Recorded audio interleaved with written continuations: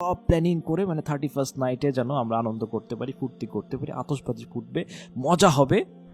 আমাদের গাজায় আমাদের ভাই বোনদের বাড়িতে প্রতিদিন এরকম মজা হচ্ছে, প্রতিদিন এরকম তাদের বাড়ির উপরে আতশবাজি, বড় বড় বোমা, ওগুলো দেখেন না?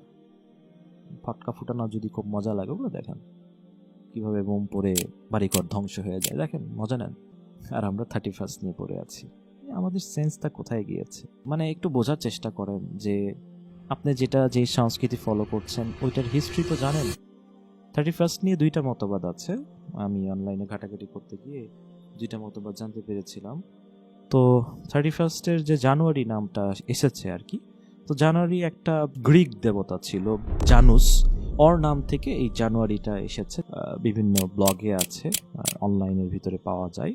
এবং তারা এটাকে এই জন্য পালন করে যে জানুস এমন একটা দেবতা, এটা গড অফ দ্য বিগিনিং মনে করতো তারা, মনে করতো এটা শুরুর দেবতা, শেষের দেবতা, ভবিষ্যৎ। এই ছবিটা এরকম ছিল, 3 দিকে মুখ থাকতো বা 4 দিকে মুখ থাকতো, সবই দেখতে পেত, অতীত, বর্তমান, ভবিষ্যৎ সবই দেখতে পেত, এরকম একটা নাউজুবিল্লাহ একটা ক্যারেক্টার। তো এই জন্য যে জানুসের পূজা করা, হ্যাঁ, যে বছর শেষ, নতুন বছর আসবে, একটু পূজা মানে এরকম তার মানে ভালো যেন যায় ওই বছর, এই জন্য তারা একটু সেলিব্রেশন করতো, এই একটা মতবাদ। দ্বিতীয়ত যে মতবাদটা, এটা 1700 না 1800 সালের দিকে এরকম কিছু খ্রিস্টানদের এরকম ধারণা আর কি, কিছু কিছু কিছু খ্রিস্টানদের এটা মনে করে যে ঈসা আলাইহিস সালাম তার জন্মের 7 দিন পরে বা 8 দিন পরে এরকম খাতনা হয়েছিল আর কি, এবং ওইটার জন্য তারা হয়তো ওই সময় কোনো সেলিব্রেশন করে, এটা তাদের ধারণা। এবং তারপর থেকে এরা ওইটাকে দুইটাকেই মানে ধর্মীয় উৎসব হিসাবে পালন করে 31st-কে। Meanwhile in Bangladesh, I'm crazy too much about the new year. In Bangladesh আমরা এটা কিসের জন্য? মৌসুমী উৎসব, সবাই করতেছে তুমিও করো, সবাই মেরি ক্রিসমাস করতেছে তুমিও করো। আরে ভাই, why man? Think about that. সবাই ওই যে গাছের নিচে লাল টুপি পরে ছবি তুলতেছে, তুমিও তুলবা? একটু চিন্তা করো যে তুমি কেন এটা করছো, তোমার সাথে আসলে এটা যাচ্ছে কি না।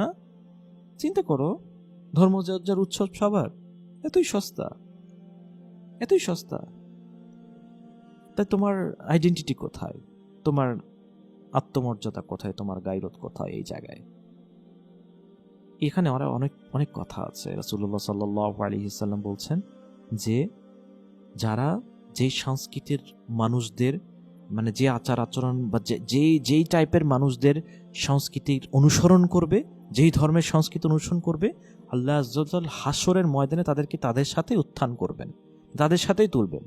ইউ আর মুসলিম, তুমি সব কিছু তুমি জানো, তুমি তারপরও তুমি ওদের সাথেই ওদের ওদের মতাদর্শ অনুসরণ করছো, ওদের কৃষ্টি কালচার অনুসরণ করছো, তাহলে তোমাদের তো স্থান হবে তাদের সাথেই হাসরের ময়দানে, তাদের সাথে তো তোমাদের স্থান হবে। একটু চিন্তা করে দেখো যে ওয়ার্ল্ডের আমাদের গাজাতে কি হচ্ছে, অন্যান্য মুসলিম কান্ট্রিগুলোতে কি হচ্ছে, হোয়াট উই আর ডুইং।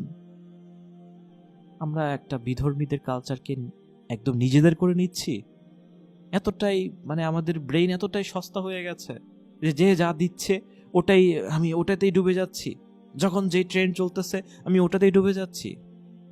আমি এত সস্তা কেন, মানে আমি এত সস্তা কেন?